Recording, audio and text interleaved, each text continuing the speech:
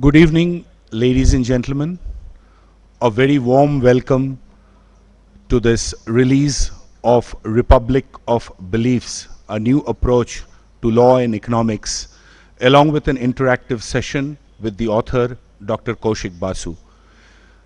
May I request Mr. Mayank Jalan, Senior Vice President, Indian Chamber of Commerce, to kindly deliver the welcome address and also give a brief introduction of Dr. Basu.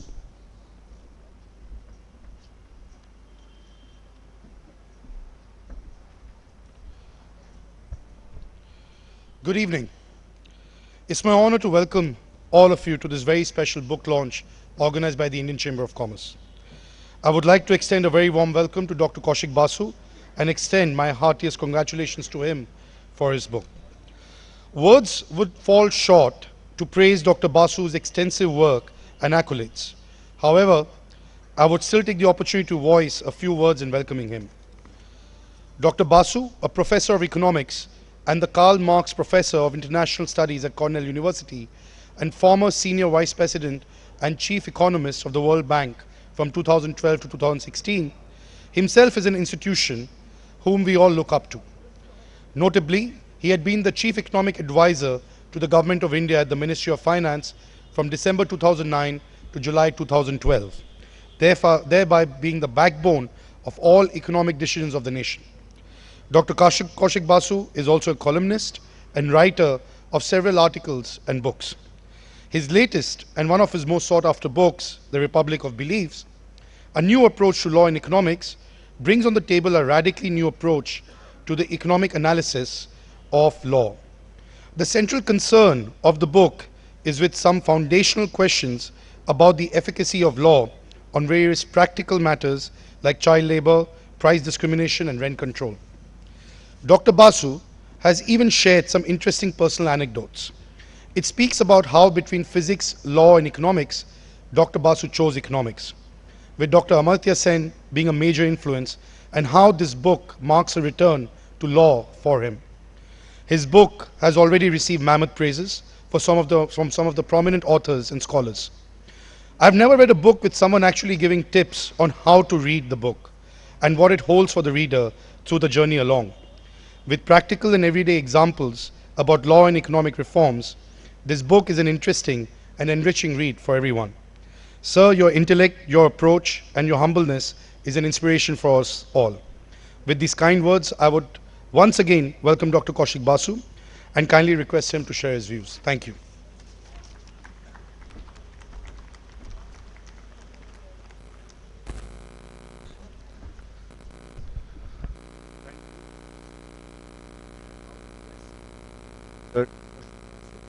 And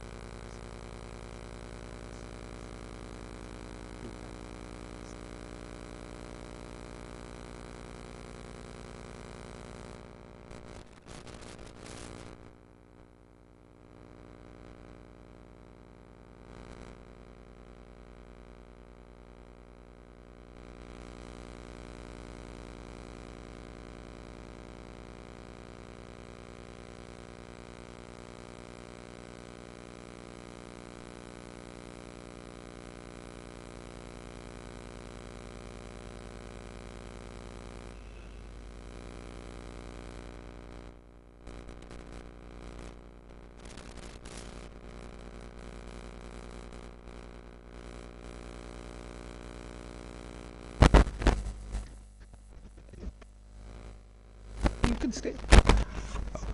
may I now request Dr. Basu to kindly talk about his book. I will have access to the PowerPoint, right? Sure. Yeah, fine. I'll just check. Yeah, that's fine. That's fine. Yeah, You have it. yeah, I've got it. You have. But I can even do without the clicker. You can do this. Clicker দিয়েও করতে পারি দেখে নি this side is হ্যাঁ perfect. Right. Okay. Thank Yeah, you. Thank you very much. Thank you very, very much, Mr. Mayank Jalan, Rudra Chatterjee, all of you, for inviting me to speak. in connection with my book. This is going to be a somewhat unusual talk because it is more academic a lecture than I would usually give to a Chamber of Commerce forum. Yes.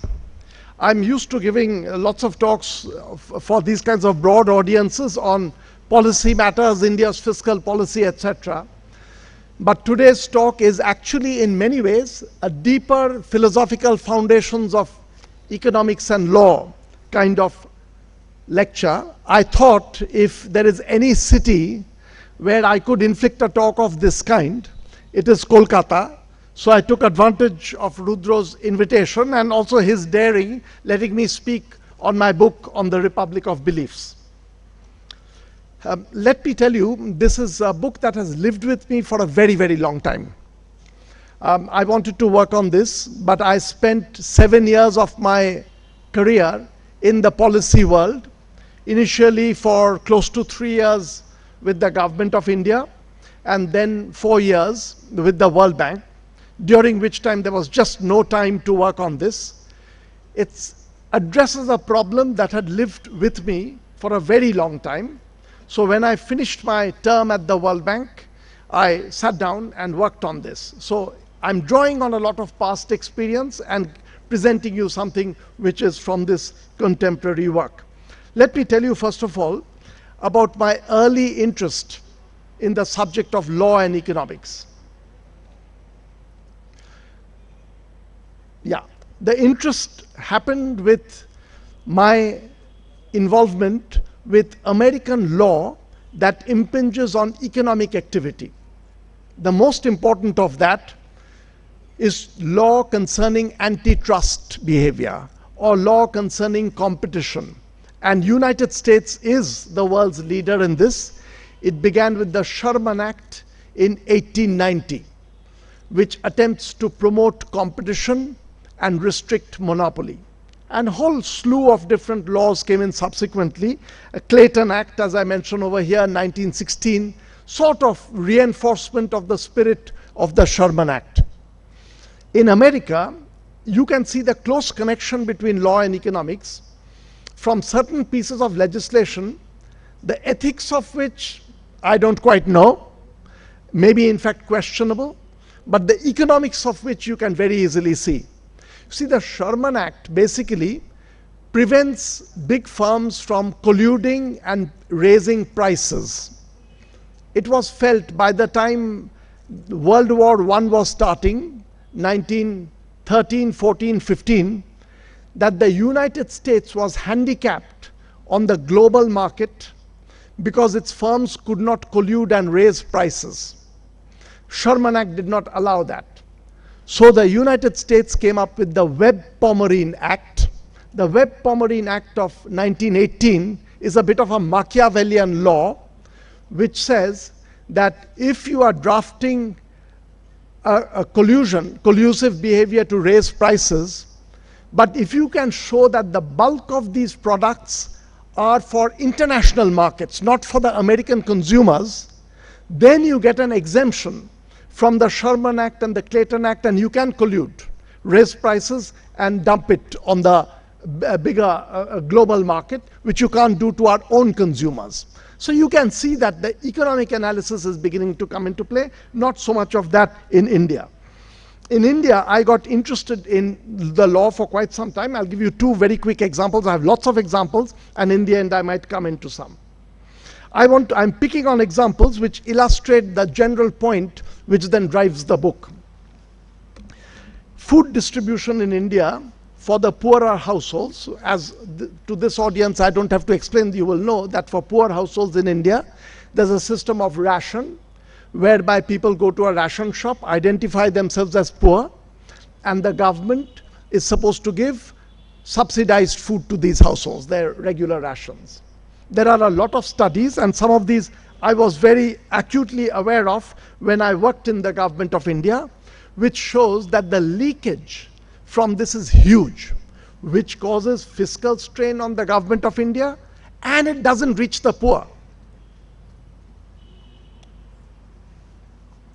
You can see some of the numbers over there. Roughly 45% of the food that the Food Corporation of India collects leaks out, does not reach the poor households. Why doesn't it reach the poor households? And this is important because I'm going to pick up on these themes. It's the rationality. Rationality often sounds like a good word, but over here it is not. It's just individual selfishness of the ration shops.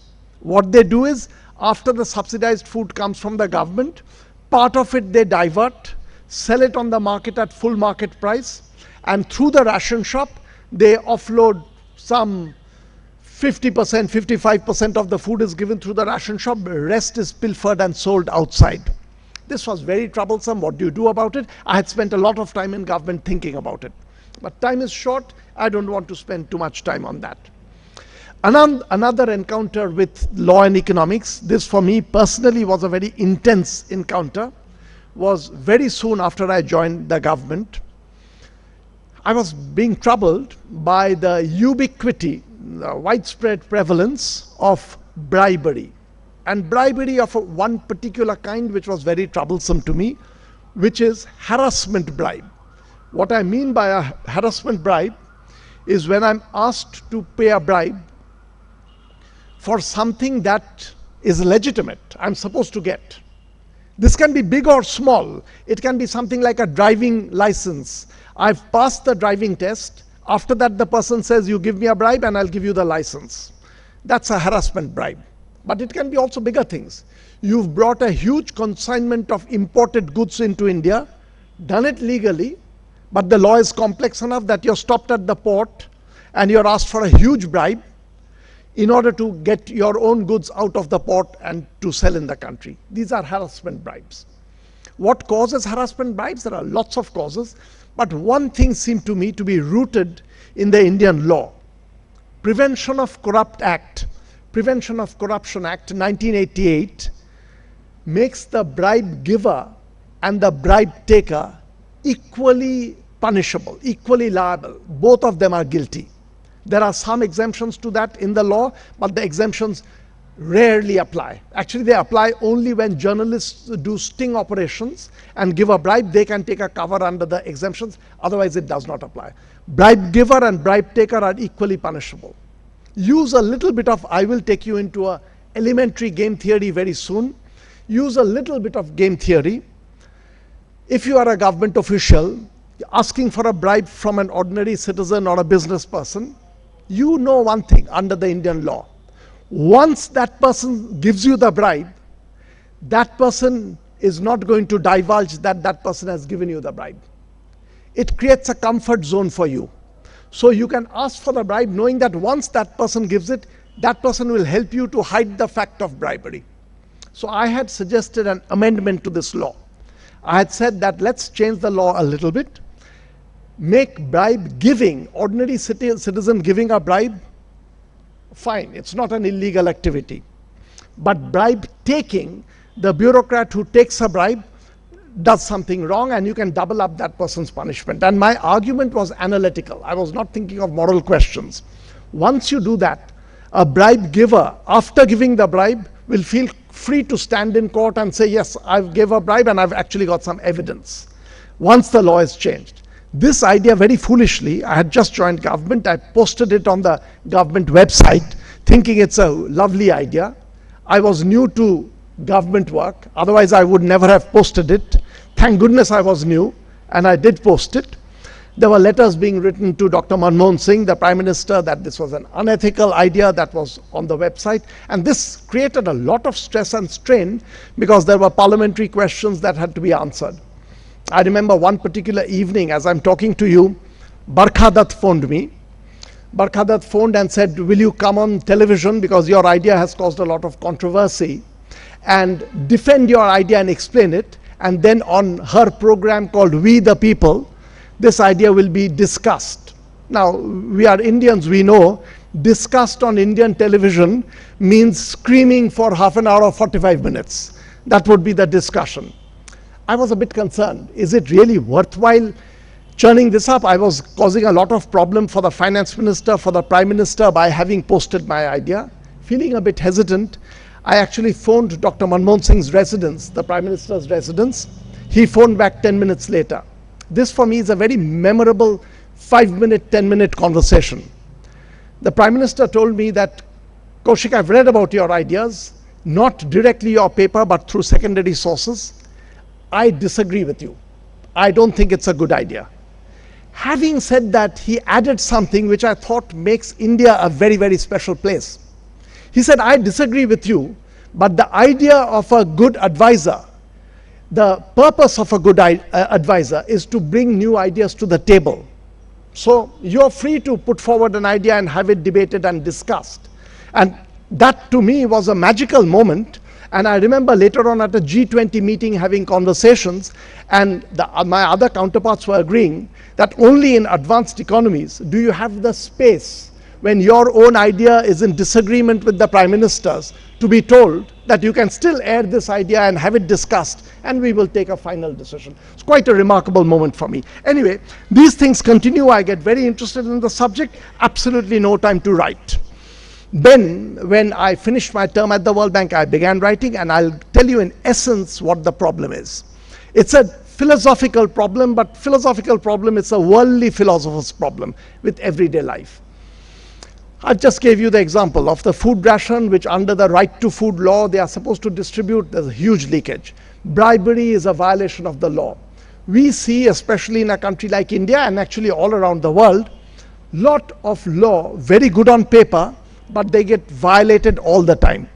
And people, economists have thought about this. But there is a counter question, the opposite question, which lots of legal philosophers have thought about. A law, in the end, is nothing but a couple of rules written down on a piece of paper. Why should some rules written on a piece of paper, some ink on paper, change people's behavior? So countries where the law does have an effect, you have this question that in the end, what is a law? The law is nothing but a few words written on paper. How come it triggers action and makes people behave differently? That to me is a very troublesome question. And in a book that I had written, published in 1992, a lot of the book is on American antitrust law and competition law. In the last chapter, I speculate, to me that was a troublesome question. I was saying that yes, indeed, it's an interesting question that why are laws violated? But it's an even more interesting question, why are laws followed in the first place? After all, the law is nothing else but some ink on paper. And my book is an answer to that. And it's an answer to that which takes us into a new way of viewing law and economics. And in the end, I believe that it is all to do with the beliefs of ordinary people and what goes on in their heads. That is what drives the law. It's ordinary people's beliefs. This actually was already there in writings from 1739 by the philosopher David Hume. David Hume points out that when you have a dictator, when you have an authoritarian ruler, why do ordinary people behave in certain ways? It can't be because the ruler will come and beat you up. The ruler is like any other human being. How much muscles does he have and how much time to go after people and beat them up? It's not that. What gives the ruler the power is our beliefs about one another. And it is the beliefs of ordinary people which locks in a certain way, creating mammoth pieces of power. And even the law, David Hume is very clear, he's one of the most remarkable thinkers in history, that even the law, which looks like a bricks and mortar strength, is nothing but beliefs in our heads. And I try to construct that with game theory, which was not available to David Hume. So it's a very Humean problem, but done with game theory. And what I'm going to do is give you a brief introduction to a game theoretic problem. Let me do that.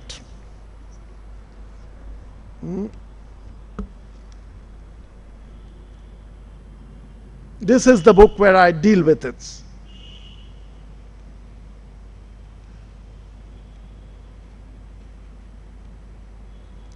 You know, I'm running a bit short of time, so I'm going a bit faster. Let me leave it on a picture, which is a painting by Purnendu Mondal, which shows that even in the chaotic city like Calcutta, there is order. And one begins to wonder, how do you get the order? There is a tram that is moving, there are houses in rows. How does the order come about? That's what I'm going to talk about. But let me tell you, before I get into the little bit of game theory, let me explain this to you. Suppose there is a new speed limit law, which says that if you drive faster than a certain speed, you'll be fined. Why do people follow the law? The answer, standard answer given by the Chicago School, the work of Gary Becker and others from the 1960s, is people follow the law to the extent that they do because they are scared of the police. The police will come running after you if you drive fast once the new law comes in. It's the policeman's behavior which makes you behave and follow the law. But that leaves open another question. Why does the police person go after you when there is a new law saying you should not drive fast? Why does the police person follow the law? You can say that the policeman follows the law because the head of the police will punish him if he does not enforce the law. But that opens the question, why does the head of the police do that? So it's an endless number of questions, but I'll show you from a little bit of game theory that just a little bit of ink on paper can actually make a difference to how people behave. And then I'll relate it to law and economics. Here is a very, very simple game. As soon as people hear game theory, they tend to switch off. But please don't switch off. It's a very easy game. So I'm going to explain this to you. There is a board like this, 6 by 6 board. It can be any sized board. 6 by 6 board of all squares. And the game is played as follows. Think of you and another person playing this game. You can't talk to each other. Look at this board and you'll come and tell me which square you have chosen, and the other person will come and tell me which square that person has chosen. If both of you choose the same square, you'll get 1,000 rupees each. If you choose different squares, you will get nothing. Is the rule of the game clear? You choose a square each. If you all choose the same square, you'll get 1,000 rupees. If you choose different squares, you'll get nothing. If you play this game, and I have done this in classrooms, this has been done in laboratories. If you make people play this game, they will choose all over the place. How do you know what will the other person choose? There are some regularities. Somehow you can mentally think, what would you do over here? Slightly disproportionate number of people choose the northeastern square in the hope that there's something salient about the, northwest, I think that is, northwest. The northwestern square, in the belief that there's something salient about that. There's actually nothing salient, but human minds are of that kind. But suppose, now I tell you, you're going to play the same game, but I'm very sorry, I spilled a little bit of ink on paper. What has happened is, when I was preparing this board, I spilt a little bit of ink on one square. But that changes nothing. You choose a square, the other person chooses a square. If you choose the same square, you will get 1,000 rupees. If you choose different squares, you'll get nothing. When you play the same game with this little board on which a little bit of ink has been spilled, the behavior changes dramatically. Virtually everybody chooses the square on which a little bit of ink has been smeared. Just a little bit of ink on paper makes a difference. Why? Because that ink on paper helps you anticipate what the other person might do and helps the other person anticipate what you might do. And that square becomes a focal point in the language of game theory, or in the language of Thomas Schelling, very prominent early game theorist and Nobel Prize winner, that ink on paper creates a focal point. It becomes important. You can see the importance of focal points in everyday life, very real situations.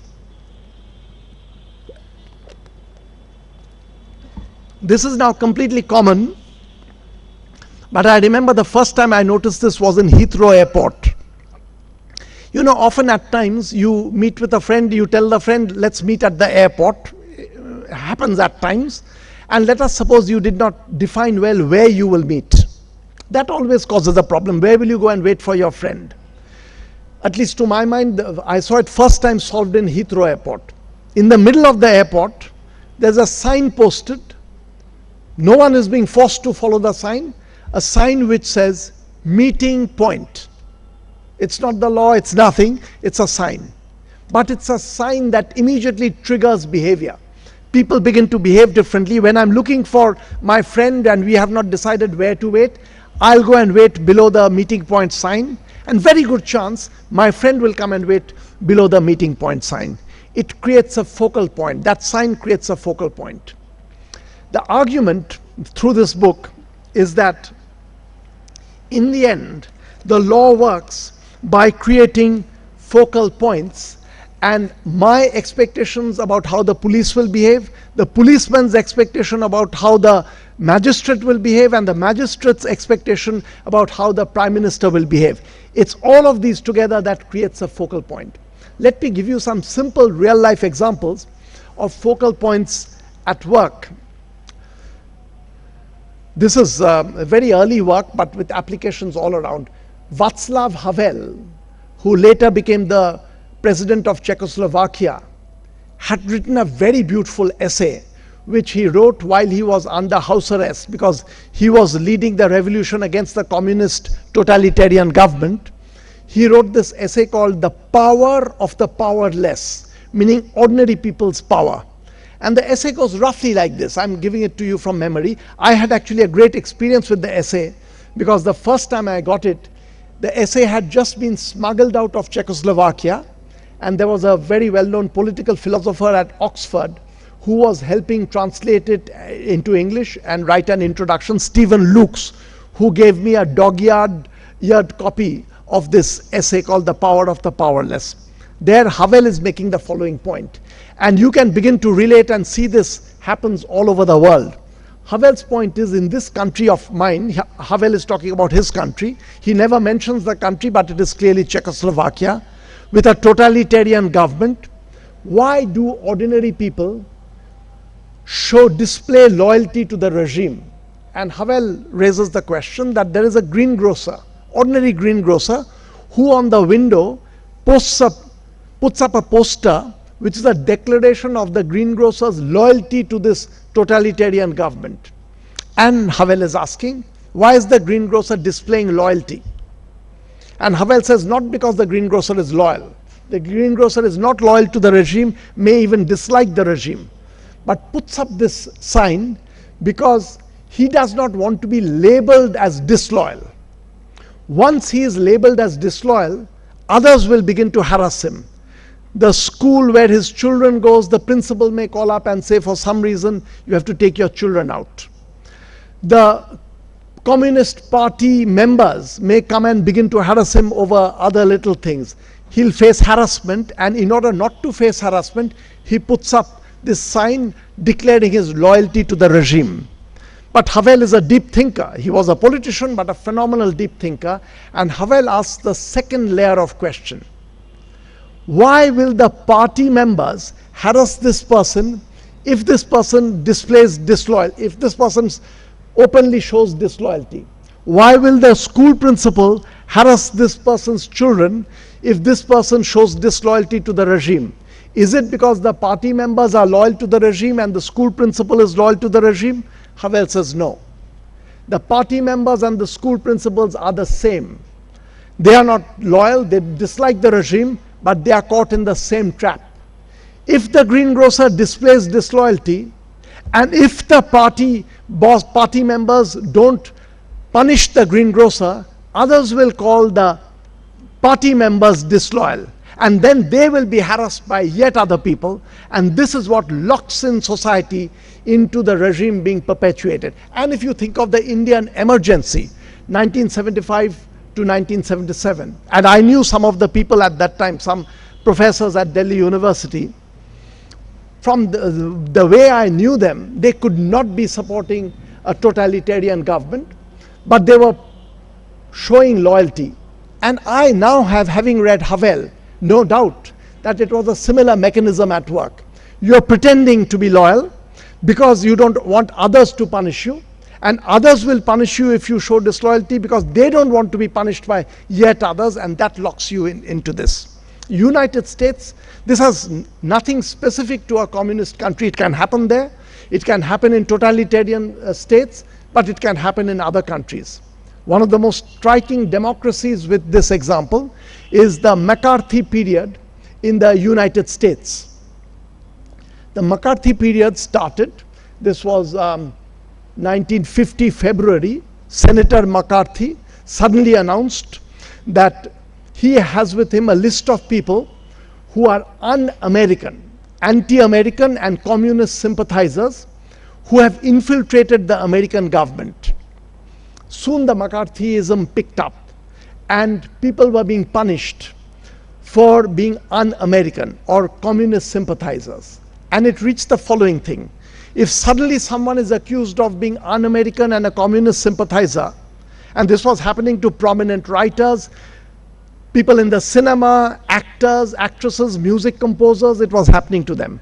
You'll suddenly be called un-American, communist sympathizer. But it did not stop at that. If I know that person and I jump up and say, no, that's not a correct thing to say, that person is not un-American, that person is not a communist sympathizer, people would then start pointing at me and saying, oh, that is because you are un-American and you are a communist sympathizer, that you are trying to prevent us from charging that person. Once this happens, a second layer, third layer of thought, once a person is charged of being a communist, no one will stand up because they are scared that if they stand up, they'll be charged, and it grips society. The fascinating thing about the McCarthy period in the United States is they made no use of any special law.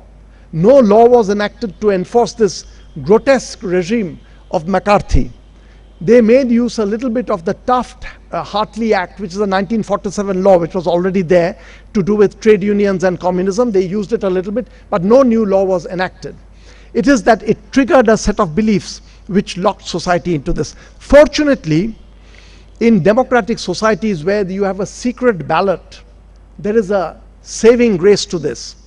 People may mimic loyalty, but when they go to the polls, when they are voting in secret, they very often show that, yes, they were scared to say it in public, but they disapprove of the regime. So India's emergency lasted only for 2 years. America's McCarthy period lasted only for 2-3 years. But in totalitarian regimes where there is no vote, people can't express their real opinion, this can get locked and this can survive for sort of endless periods of time. Let me just end. I want to keep this short. There are lots of examples. Let me give, I've got with me a friend and a co-author. I want to show you one little example from there.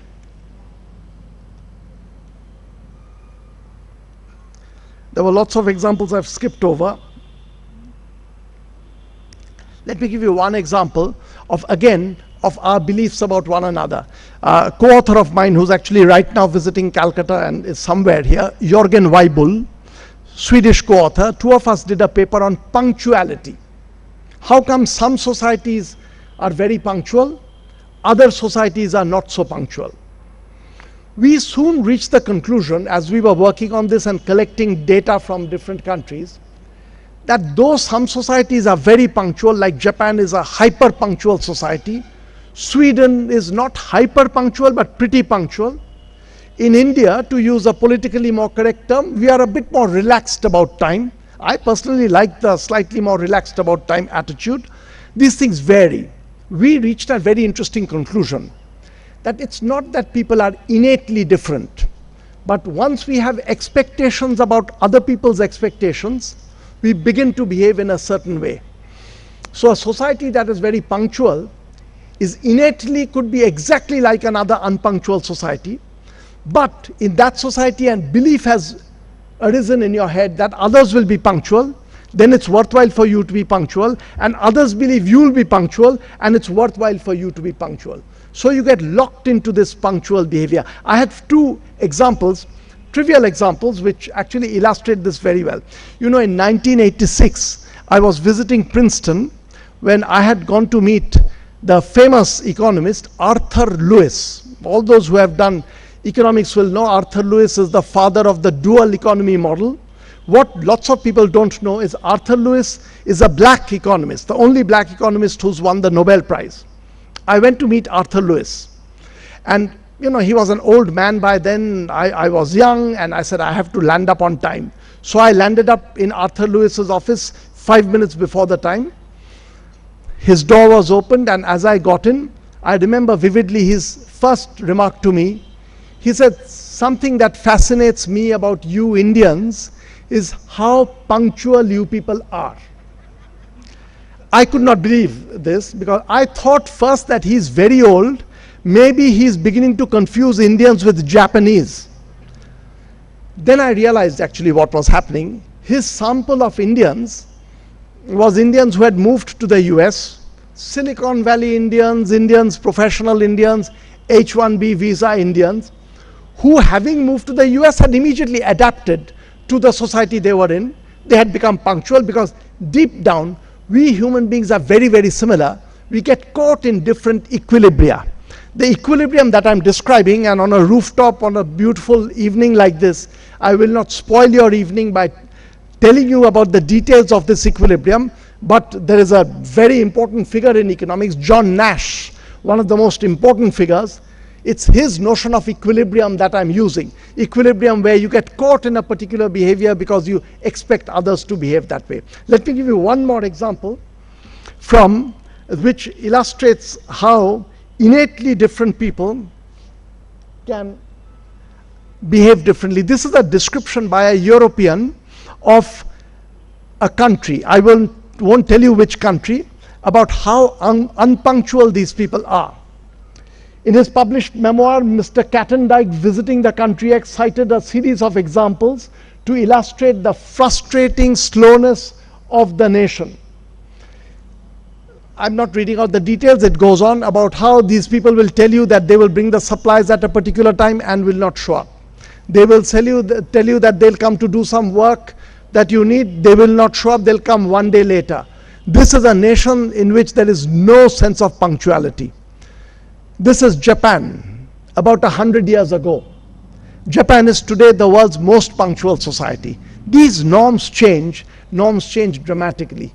In the end, we are victim of norms and beliefs about one another. My book, this is a full book with lots of details, examples from corruption control to other areas, which opens up broadly the area of law and law enforcement. Do I have 5 more minutes for one more example I'll give you to illustrate?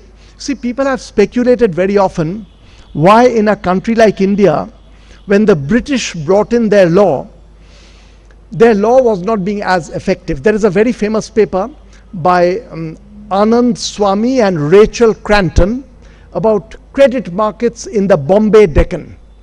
In credit markets, there's a lot of defaulting. People run away without paying. At times, people are forced to repay twice. The informal credit market, which you'll see in rural India also, is very often very chaotic. The British in the Bombay Deccan said that we will bring in the law, the formal British law, and make this a more law-abiding society for lending and borrowing money. After the British law was brought into the Bombay Deccan, the society started malfunctioning even more. The credit market was malfunctioning more than before. What went wrong? People have lots of analysis, including Anand Swamy and Rachel Cranton. My analysis differs from there. Their data is correct. After the British bring in their law, the credit market malfunctions. But my reason is different. Focal points have to be unique. And if you try to create 2 focal points, you'll create a bigger problem. I'll just illustrate and stop, and then through Q&A we can take in more stuff.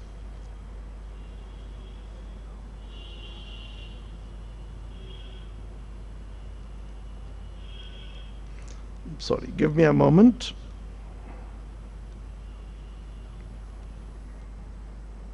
As you can see, I had planned to present lots of things, but I sort of cut it short. Yeah.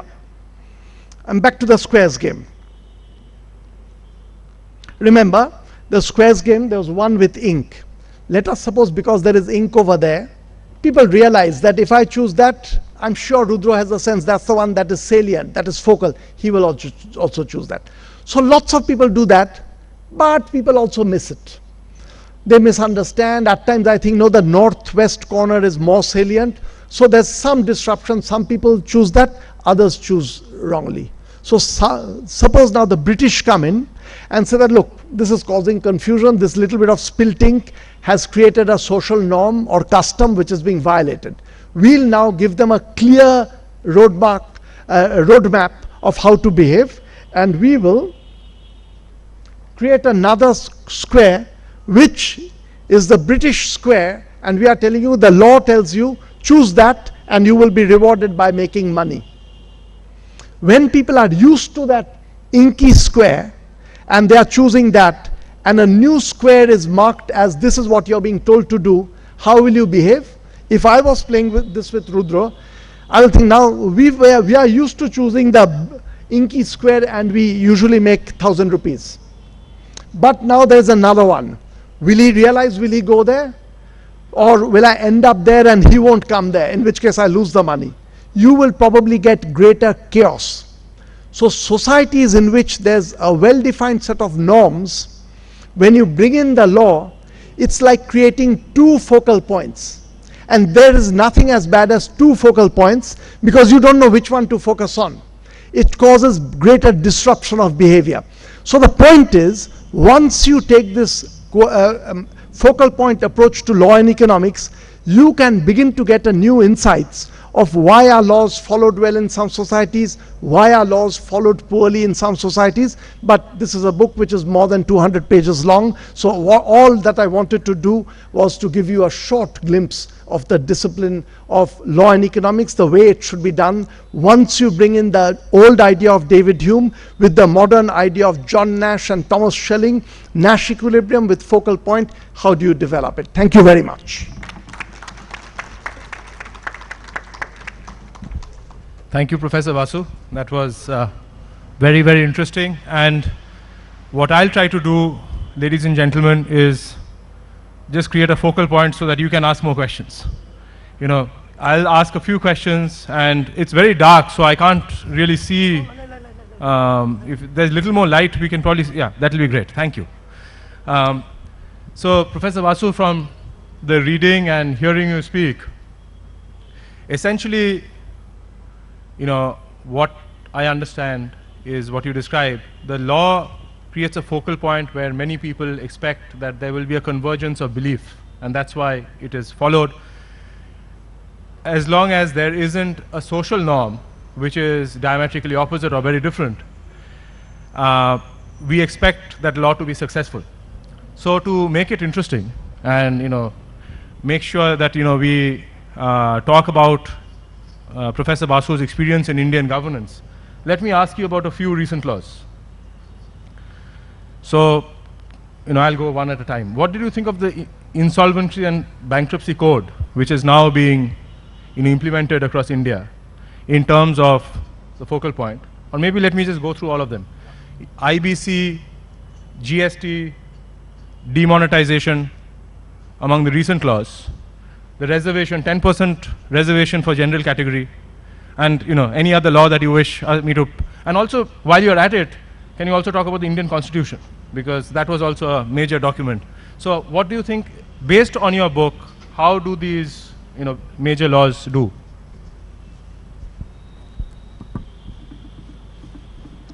Do I have to do something? Yeah, I've got it. Yeah, thank you very much. So Rudra, thank you. You're giving me a lead into something more practical than the book is meant to give you foundations for going into exactly these kinds of things, but the foundations. So let me go in that order. Some of them have something to do with focal points, some don't, but all of these are very important questions. First of all, the first two to me that you gave, the Insolvency and Bankruptcy Code, I believe that's a very good law. Very badly needed, and I think it's one of the great achievements getting it in place. This actually I know from not quite this book's experience, but when I was at the World Bank, the ease of doing business, India used to be particularly bad. You're looking at how difficult it is to do things in business. One indicator on which India did particularly bad is how difficult it is for you to close your business. Starting a business is hard enough, but closing a business in India was very hard. If you've gone bankrupt, the law is so complicated and there'll be claimants, different kinds, you can't close it. And the biggest problem of that is human beings can think. You'll hesitate to start a business if you think that you can't get out of it if things go wrong. This was a much needed law, and I'm glad that that was brought in. So I feel we are going to see benefits out of that. The GST is a bit more complicated. I like the GST on the whole, very poorly implemented. GST was badly needed, and I know the background of GST very well because, as you know, GST is something that has been tried for about 10 years. The credit to this government is they managed to push through the GST. We had studied different countries. It's supposed to be the Canadian model. The Canadian model we felt is the most appropriate for India, and it was brought in, but very poorly implemented. But it's an idea that is important, and I'm glad it happened. Demonetization. Bad idea, badly implemented, and just completely uncalled for. Let me explain. There are two things of it. One is to do with pure logic. You don't need data or numbers. And this you will understand, a lot of you being in business. The first reason given for the demonetization was not black money. The Ministry of Finance note that went up that evening, 8th of November, the first reason was fake Indian currency notes. In India, there are some notes which are fake currencies. Someone has printed them out and injected those notes into India. By the way, every country has fake currency notes. United States has some fake notes floating around. India's fake Indian currency notes, I forget the exact figure now, slightly more elevated than other countries, rich countries. So it's not a serious problem, but it is there. But we don't want fake currency notes, because the person who prints these notes basically brings in paper on which they have printed something and take away your goods and services and inject this currency into the system. But just think for a moment. Once these notes are in circulation, sitting in your pocket or mine, some could be there right now, catching those notes and changing them into proper white notes is a completely, utterly meaningless activity. It achieves nothing. You catch that note, give a fresh note. Once the note has come in, the damage is done. Catching that and paralyzing 86% of the Indian economy, which was the 500 rupee notes, 1000 rupee notes, was a disastrous topic, and the consequences of that have come through all the way. The farmers got hit first. The way the farmers got hit, we understand very well. Their production had more or less gone through. November, they were ready. The production, the harvest had gone through, but the buying power was damaged, so they were not being able to sell their goods. And the farming sector crashed. What I did not anticipate then is they also got indebted.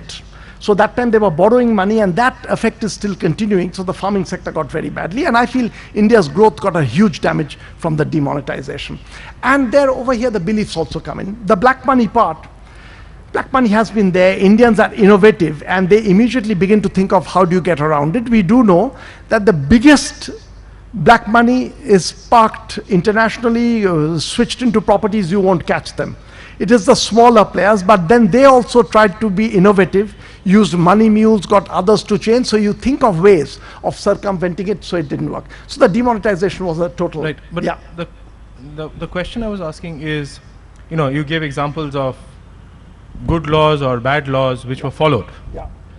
Do you think GST, demonetization, IBC are laws that created a strong enough focal point that will, maybe the law didn't do the job as was stated at that point, yeah. but would it, push people into following the laws closely, like whether it's GST or demonetization? So the GST or even IBC, for example, people yeah. run businesses knowing that it's not easy to close them. Yeah. Which, if your healthy business gets closed yeah. because you are not paying the banks, that might change the focal point and you follow the law in running the business more effectively. Absolutely. And there is something else which the early writers were aware of. If you feel the law is something fair, something being done with a good purpose, people also then begin to adjust, and once I begin to adjust, I expect you will adjust, you expect I will adjust, and the law gets carried much smoother. I feel the reason I like the IBC, and I feel the government gets credit for having pushed through the IBC, is it creates expectations of a good kind, something that was a festering problem in the country, and you're attending to that. GST, again, I feel in principle most people realize, but it was a very, very complicated system. And we are borrowing a model from a rich country, advanced country like Canada, which has a system that we don't have. So there have been huge teething problems, but these are triggered the right beliefs. Demonetization, I don't think anyone believed also. So trouble with that was that in addition to the law, people did not really believe it was going to work. And once that happens, the focal point doesn't even begin to form on that. So yeah, that's it. Yeah.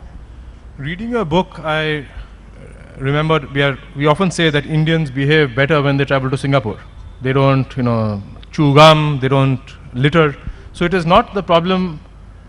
It's not that Indians just behave differently when they travel. Is you see other people following the law and thus you follow the law. Is that correct? Yeah, that's actually a very good example, because once you have the focal point theory in place, basically, a lot of your behavior depends on what you see in another person. I'll give you other examples also. Whether you'll respect a queue or not. Depending on which society and group you're in, you will respect the queue or you will not respect the queue, because that's the practice over there. And the punctuality example was also exactly that. That once you've got into a society where everyone is being punctual, you quickly adjust to that, because you know others are punctual, others will expect you to be punctual. There are other examples also within our society. One example which fascinates me, when the norm became in the West that you don't light up a cigarette in a public space, I used to think in India this will never come in. India's too anarchic a society, this norm will never kick in. It's kicked in rather well. There are exceptions, but on the whole, when you're in a collective place, you don't light up a cigarette. So you're looking at other people, you're behaving in a certain way, others are looking at you, and they are behaving in a certain way. Collectively, you get a good behavior on display. So asking a question not from the book, but from your term as an economic advisor. We had our committee meeting just before, and we were talking about, how each of us as members are feeling the economy. If you were currently doing the job of chief economic advisor or finance minister, what would your priorities be for the Indian economy?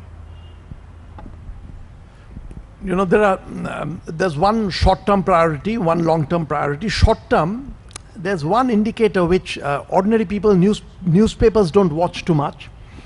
It's the investment rate, the fraction of the GDP that is invested. That's been sliding, so I would put a lot of attention to that. And I feel that the government is aware of that. I would get the investment rate up, because right from textbook economic theory to other things, you need to push that up. How would you do that? One thing is that the NPAs and the big news on NPAs have made firms go very, very cautious, banks go very cautious on the lending. Part of it is lending. I, on balance, feel India could do with a slightly lower interest rate regime. I know this is not the sort of view. It should be completely the Reserve Bank's decision. You don't cut on their autonomy, but a slightly lower interest rate could give a boost to investment. So there are little things to be done, which can get, and I don't think this is a very big, deep problem, but we need to attend to this to get the investment rate up. The other one is a bigger long-run problem, and I've actually just come from China. About 2 weeks ago, I was in China. One long-run problem that China is attending to, India had a huge advantage, but we are not doing well, is education, creative education. And this, I have to say, India historically, we were very good at higher education, but illiteracy was very high. So India, right from the time of independence, we ignored the masses. To a small group, we gave very good education. But what we need to do, as technology comes in, unless society is geared to creative work, machines are going to take over. A lot of the mechanical work is going to go out of our hands. I feel, and I'm seeing this in China, the awareness has grown. Creative work, good education is being flooded into society. We need to work on this. It's a long-run problem, not a 2-year, 3-year problem. It's a 10-year, 15-year problem, but we must take it up on a war footing. There's a point in your book where you say Gordon Brown once said, for the rule of law to be established, the first 3 centuries are the hardest. If that is a real quote, where do you think India is? First of all, let me clarify about the quote. He said that in establishing the rule of law, the first 500 years are the hardest. And first of all, it's not 100% sure Gordon Brown said it, because I have not been able to trace where he said that. But Gordon Brown has never denied it, because this has been in public space. Where is India on that? very early stages, and that is the problem. And another thing which causes the problem is, in many ways, India is a very sophisticated society historically. We had sophisticated norms, good and bad norms, laws which are customary laws, which were very well developed. Once you have that, once you try to bring modern law into this, you have exactly the problem of multiple focal points. So for India, the adjustment to the rule of law is a difficult process. Having said that, it's not too bad. I mean, especially during my World Bank period, I was interacting with developing emerging economies across the world, and you do see some completely lawless societies. I'm not going to name them. India, by that standard, given that it's on per capita income chart, it's still not high, is reasonably good.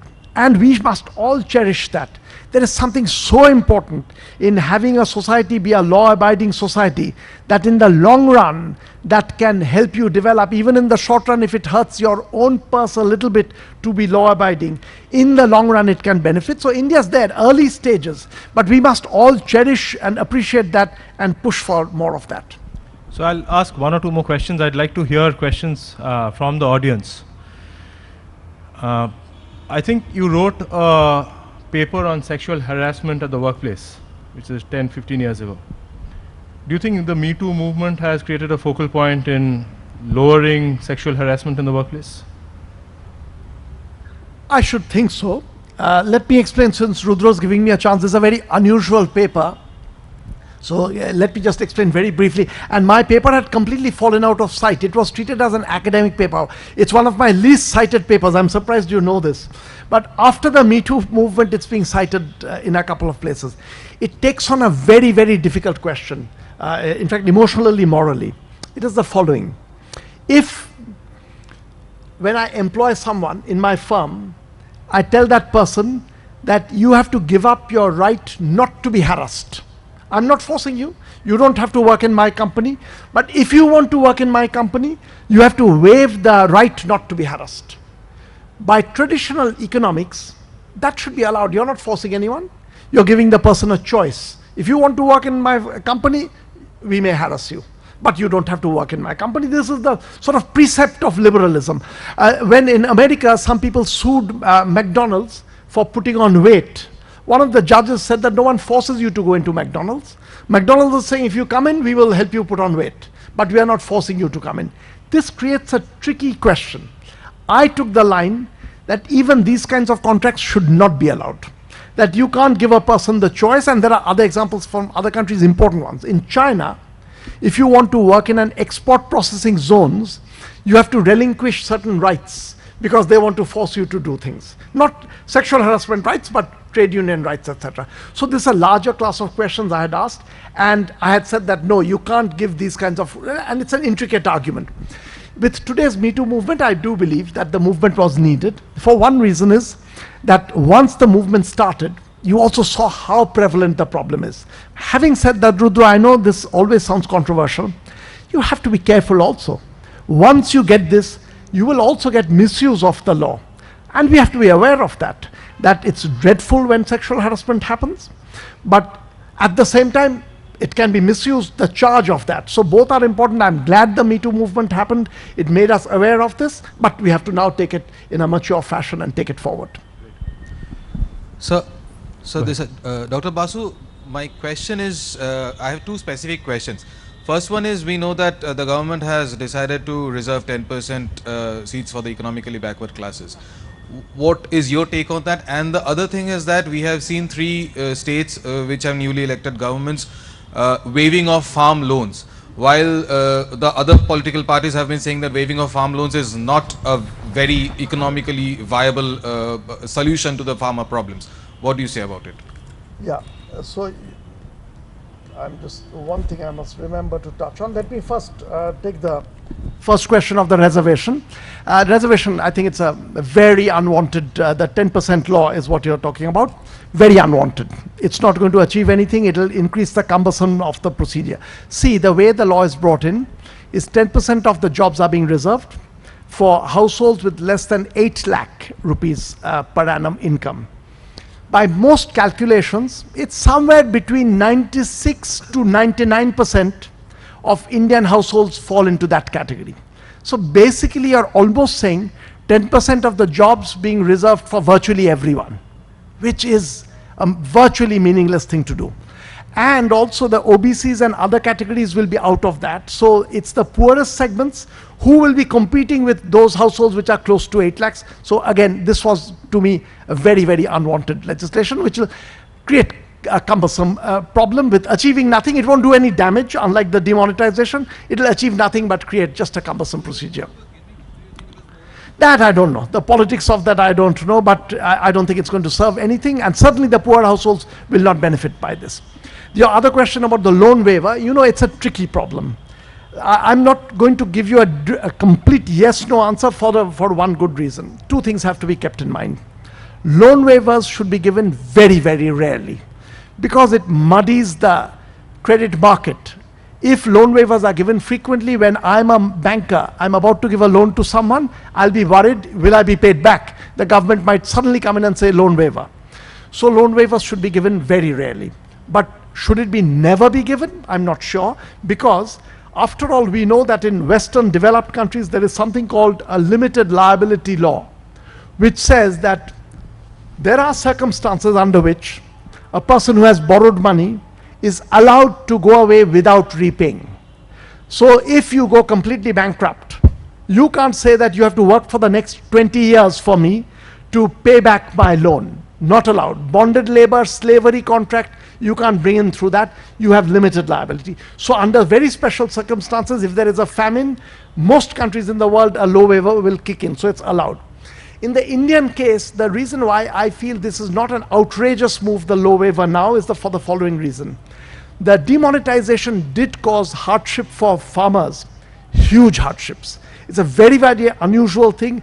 Almost the terms of and conditions of farming was changed when suddenly, after having produced their goods, they found that people are not able to buy. They got indebted and into a trouble. So it's a very special situation. But I don't know enough of the details to give you a yes-no answer.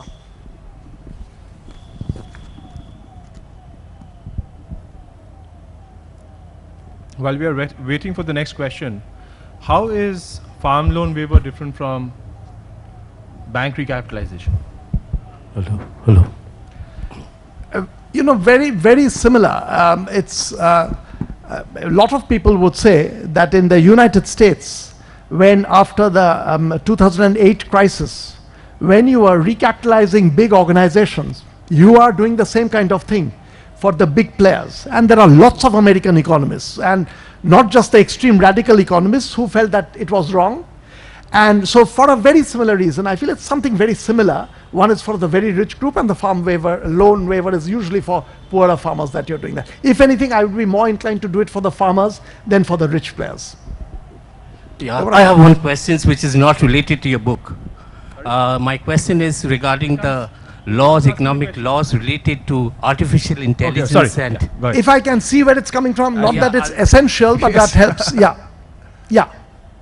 My question is related to artificial intelligence and machine learning. What are the economic points and economic laws we should focus upon in order to make employment generations and the development of the economy as a whole? I didn't fully follow. Yeah. Can you repeat that? How to deal with artificial intelligence? Laws, economic laws which should be put in for the development of this economy. Deal with artificial intelligence. With artificial intelligence, machine learning. Yeah, you know, it's too much outside my specialization, so I can't directly tell you that, but I can tell you a little bit about artificial intelligence and the rise of the robotics.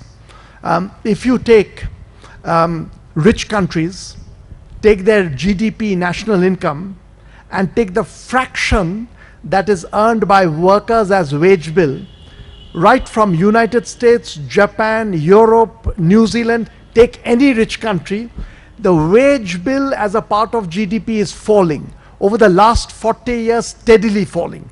This is an alarming development in the world because the working class is being hit, and this is the rise of digital technology. Artificial intelligence, robotics is one end of that. This is going to be a big, big global problem. For a country like India, we have to use our law, economics and everything. I feel we have a 10-15 year window when India is not going to be troubled by this. We are still a very low wage country. We can occupy a space that is being vacated by rich countries. But 10-15 years down the road, you will need innovative laws. But I would not stop artificial intelligence. I would not stop the march of technology. That's all good.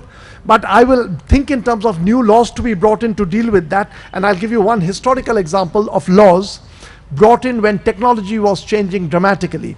Industrial Revolution. Let's say roughly from 1750 to 1850, starts in Britain, spreads to European countries. With the Industrial Revolution, at one level, technology is improving in leaps and bounds. Huge opportunity for mankind. But people were also suffering greatly. Children were working in England. The number of hours they were working is the way some children work in poor sub-Saharan African countries today. This was in early 19th century.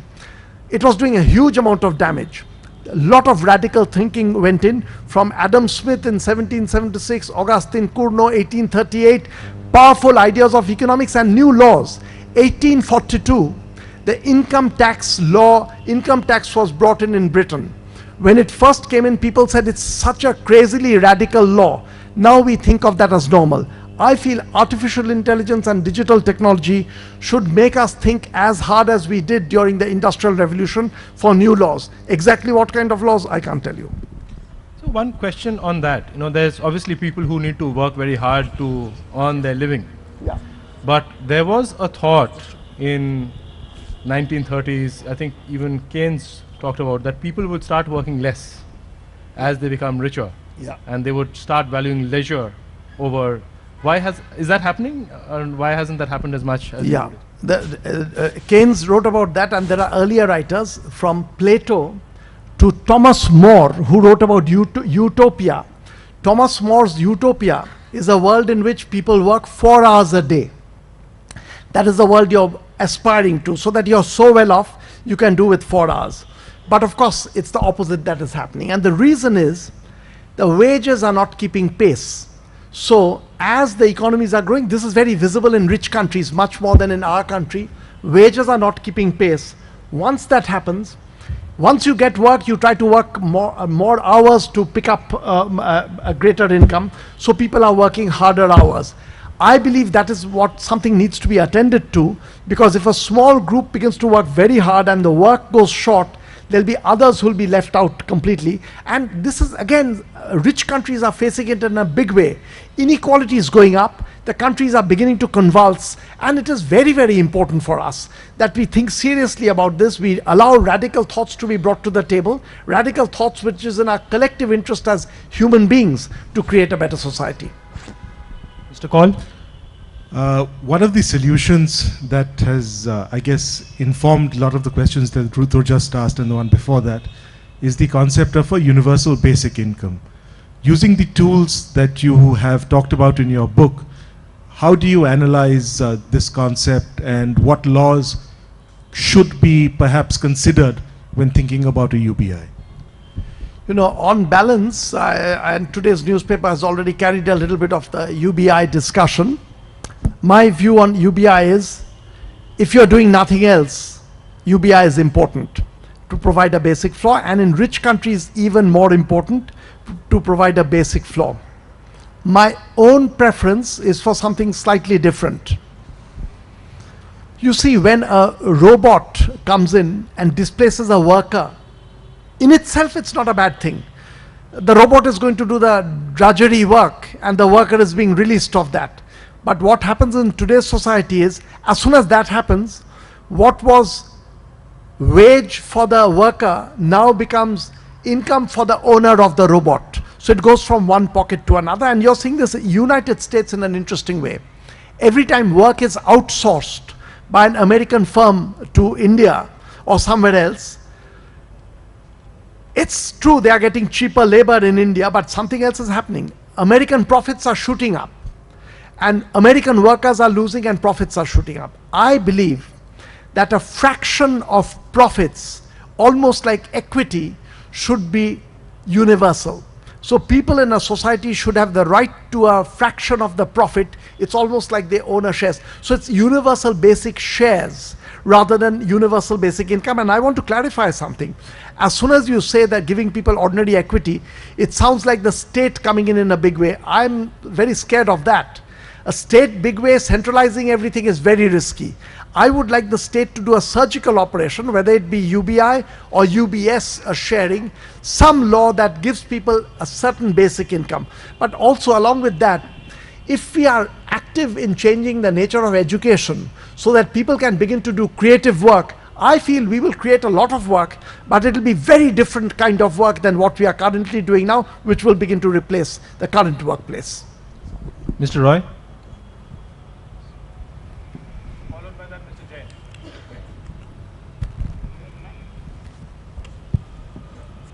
Kaushik, I want to make sure that what you said is not misunderstood. You were talking about bribery, bribe taker and bribe giver in the context of a harassment bribe. Yeah. But this is a country which has got something what I call roses, rich owner, sick enterprise. Now, in the supply chain of corruption, there is the bribe giver, the bribe keeper, Switzerland, and bribe taker. I think we are unfair by only hitting the bribe taker. Madhu Konda goes to jail, Madhu Goda goes to jail, D. Raja goes to jail, Kanimori goes to jail, but the business people who have bribed are seldom in jail. So, do you think you are being slightly, I'm sure that you've spoken in the context of a harassment bribe, but what about a general big bribe where industrialists bribe to twist policies as in FCPA? Yeah. So I'm glad. It's a very good question, not surprising. We used to be in the same class in school. So Rupen, it is true that the little model that I created made this argument is for harassment bribes.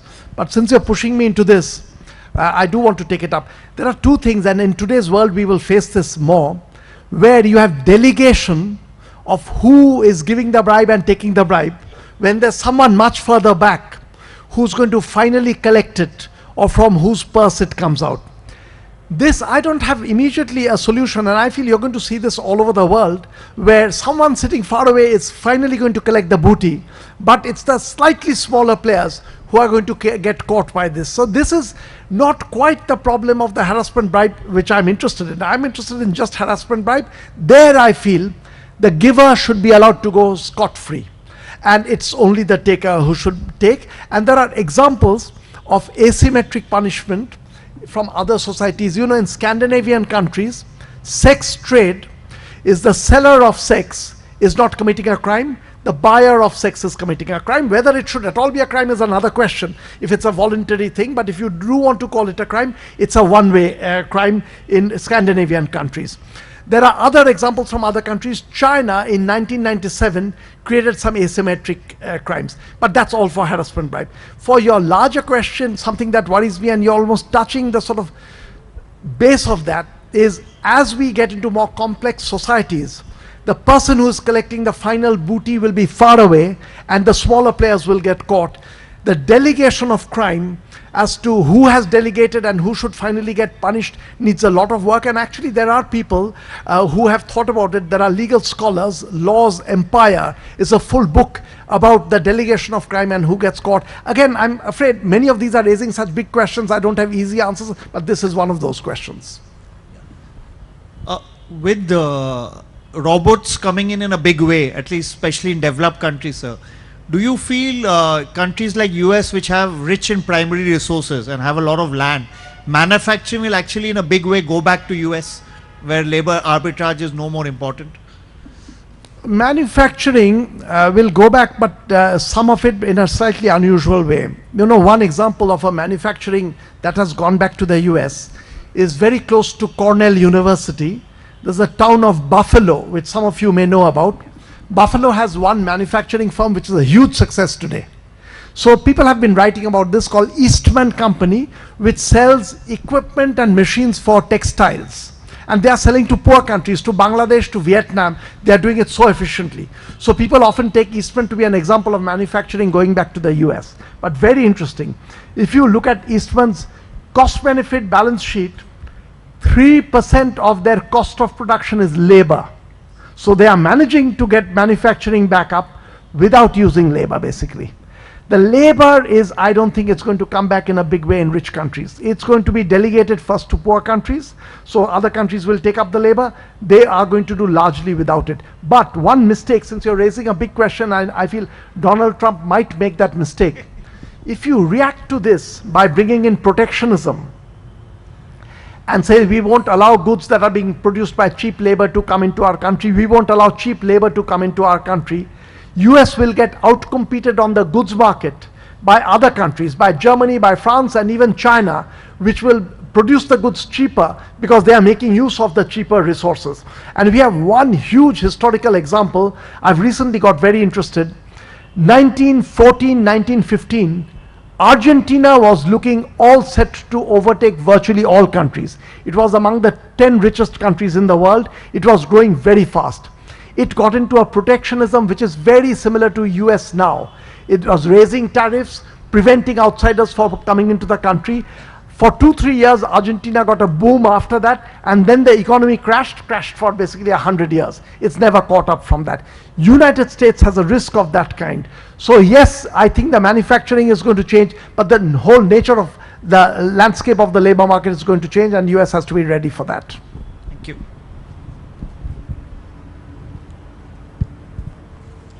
Go ahead. Good evening, Professor Basu.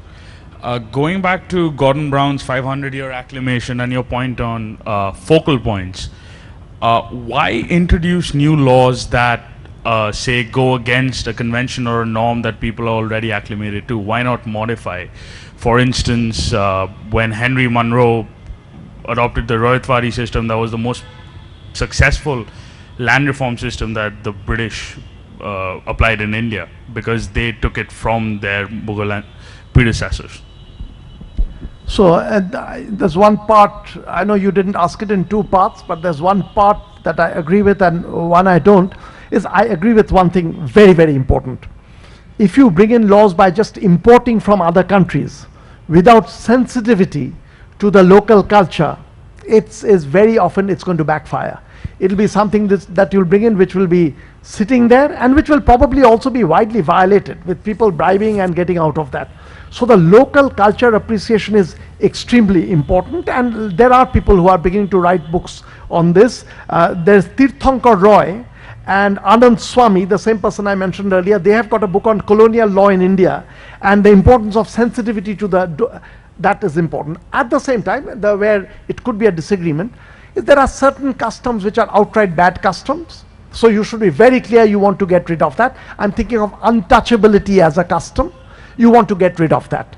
But even there, when you bring in a law that is going to try to shun untouchability altogether, you have to do it intelligently. A law that somehow touches the Indian culture, Indian consciousness, and craft the law which is going to be picked up. So there are practices which are bad, you want to get rid of it, but you have to be sensitive to the local needs to get it right. The land revenue system worked Yeah. right here. Yeah. So the land revenue system, the Rohitwari system worked because it was already it already existed in the Deccan Plateau, and all the British did was they co-opted a already pre-existing Mughal form of land revenue collection. So does that sort of bolster your point that there has to be some sort of, say, cultural sensitivity when you're applying that law? Yeah, in fact, you would see this by colonial powers throughout. When colonial powers have gone into another country and they have tried to get the most out of it, their aim is, of course, to extract things out of it.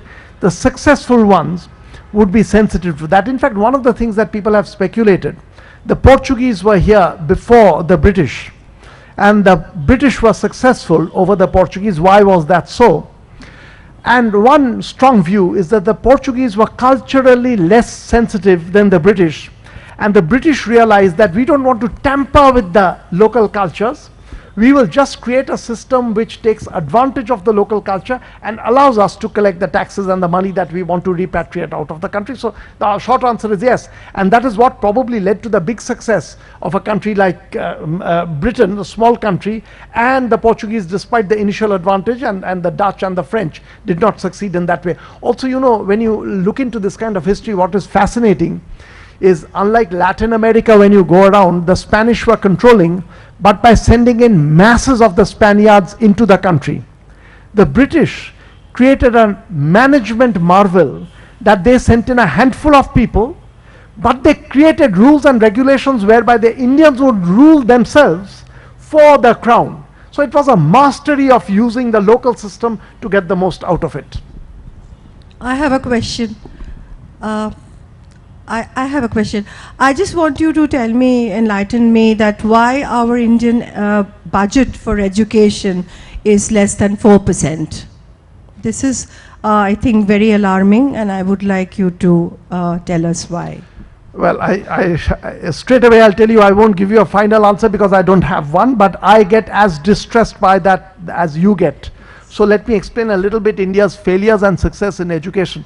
You know, India is such a very strange economy that what I alluded to earlier is our mass education has been very, very poor.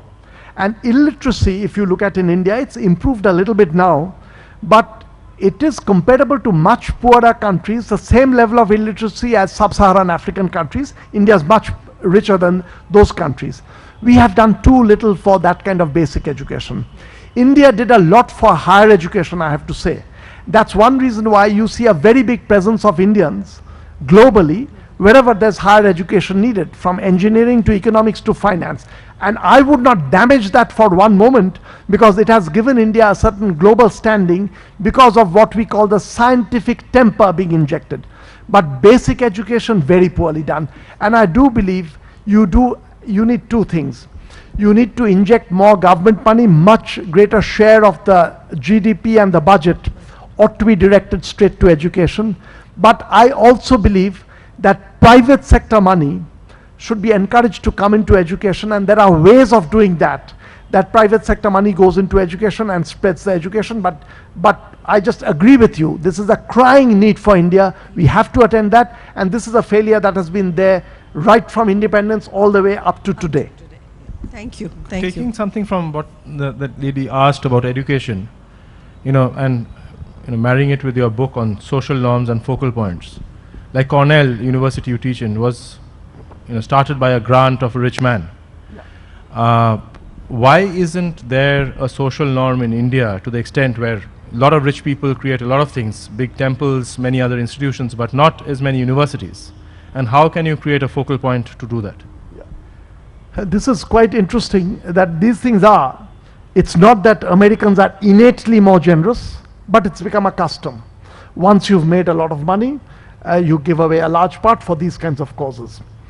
In India, luckily, this is starting. You're seeing first glimmers of this. And we have a few private universities which have come up where the money is being given in a very similar spirit. If you give the money and then sit and say you should get this student and get that professor, you'll damage that institution. You have to give it and then give it to good people and then pull out. You're seeing the first few universities of that kind in India. So it is a bit of Gordon Brown's remark. These things take very long, but it's happening. And just talking about it, stressing to ordinary people, to business houses, people who are wealthy, that these are crucial. And Americans were not doing out of generosity, but they wanted to create a better society. So for us, for the big businesses, to work with people who are creative, to put in money into this is important. And from the first signs of what's happening in India, maybe we are at the foothills of a very similar journey. But in America, like when these colleges were founded, the country was a young country. Why hasn't India, is there another social norm or what you do with money which is different between, like if you look at when Harvard College was created or even Cornell was created, it was, we have probably moved as much in the theory of, is there anything, like my question is it probably you want to just give the money to your family because, that is the culture, or, There are actually two answers. There's an American who's very prominent told me one reason Americans would give so much to universities is they dislike their children so much. They were worried that the children would get the money. So you give it away to universities. That was the joking answer. But yes, to the bigger question as to what really triggered this and why isn't this happening enough over here, one more reason could be the deficiency of education. Education in India has been a very late runner. It came in America and European countries, basic literacy came very early, and one of the reasons was religion. They wanted people to read the religious books, and you gave education very, very quickly. So it's possible that early America, having a basic level of education, became ambitious in a good way, that we want to create a very special society to display to the world. Whereas in India, till recently and even now, there are lots of people who don't even quite know which country they belong to. They are so outside the system. So again, it's a bit of a catch-22. If basic education was universal, the general quality of thinking would rise, and that would help. But I do believe, I remain partial. I feel Nehru, with his great intellectual ambition, had those. There were mistakes in policy, but he wanted India to awake to the importance of education, scientific temper, and an inclusive broad society. Didn't go all the way that, but we should collectively try to bring that back. Thank you. Any more questions? Vikas, you would deliver the vote of thanks. Thank you very much.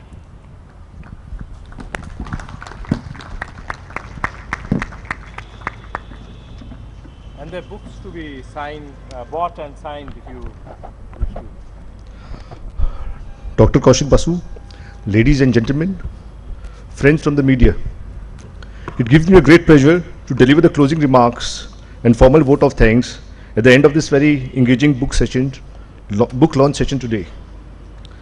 I take this opportunity to convey my sincere gratitude and heartfelt congratulations to Dr. Kaushik Basu, Professor of Economics and Karl Marx Professor of International Studies, Cornell University, for his latest publication, Republic of Beliefs, a new approach of law and economics. Sir, we at ICC feel extremely honored to have you here with us this evening, and thank you for sparing so much of your time. I am personally overwhelmed by the rich discussions and sharing of important insights, which has provided a rewarding, enriching experience and a lot of take-home value for all of us. I look forward to reading your book and strengthen my understandings about the relations between the law and economics. In future, ICC look forward to several more publications from your side and believe that each of them will help the future generations to learn and imbibe the qualities required for the betterment of our society and our nation as a whole. Lastly, I would like to thank all of you for joining us in today's discussion, and my thanks are also due to our friends from the media for their support as always. Thank you.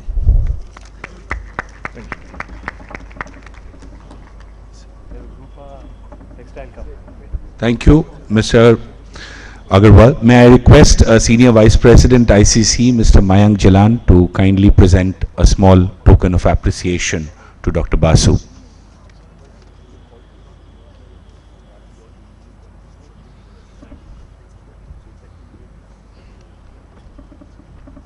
You should on.